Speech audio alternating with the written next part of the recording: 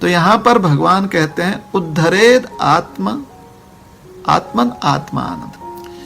मनुष्य को चाहिए कि अपने मन की सहायता से अपना उद्धार करे। तो अपना उद्धार करे मन की सहायता से। उद्धरेद आत्मनः, अपना उद्धार आत्मन, मन के द्वारा। न आत्मना, अगर हम ऐसा अपना उद्धार नहीं करते हैं, अवसादयेत, तो होता क्या है, हमें नुकसान, हम अपने आप को नुकसान पहुंचाते हैं, हमें नुकसान मिलता है,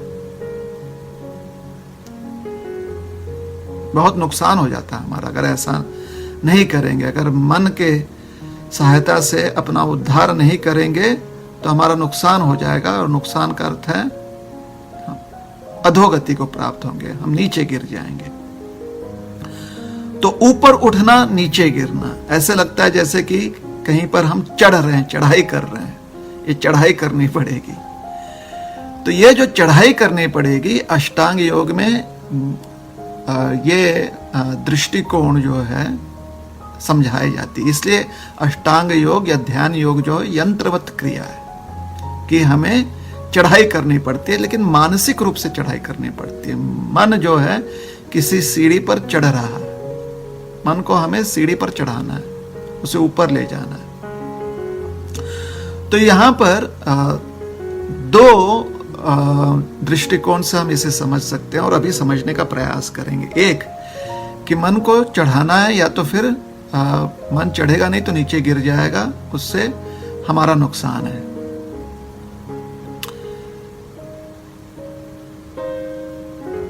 तो कैसे मन को हम ऊपर चढ़ा सकते हैं, या मन के ऐसे प्रयास से जहां पर मन जो है ऊंचाई को छुए, तो ऐसे मन के साथ हम अपना उद्धार कैसे कर सकते हैं। तो इसके लिए योग साधना में मन को इस प्रकार से ऊंचाई तक पहुंचाने के लिए, जहां पर मन हमारे नियंत्रण में रहते हुए ऊंचाई की चोटियों को छू रहा है, उसके लिए आवश्यक है कि व्यक्ति अपने जड़ शरीर पर, स्थूल शरीर पर और जो इंद्रियों के जो विषय हैं,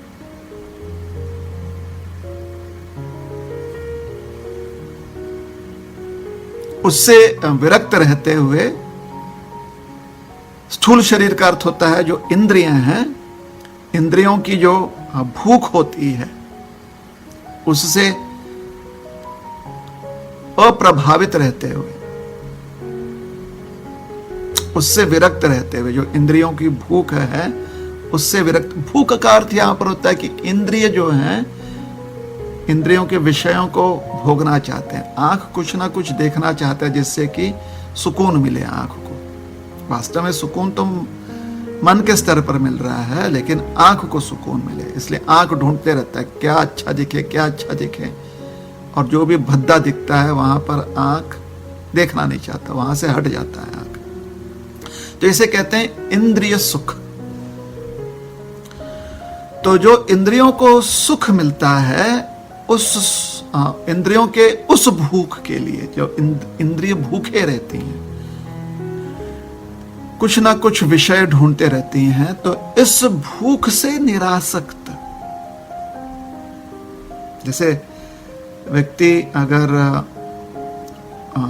कुछ व्रत कर रहा है, उपवास कर रहा है, तो उस समय वह अन्न त्याग देता है, भोजन त्याग देता है, तो शरीर तो मांगता ही है ना, पेट खाली रहे तो उसका आभास तो मन को हो ही जाता है। फिर भी व्यक्ति क्या करता है, उस भूख के आभास से विरक्त रहता है, क्योंकि वह व्रत कर रहा है।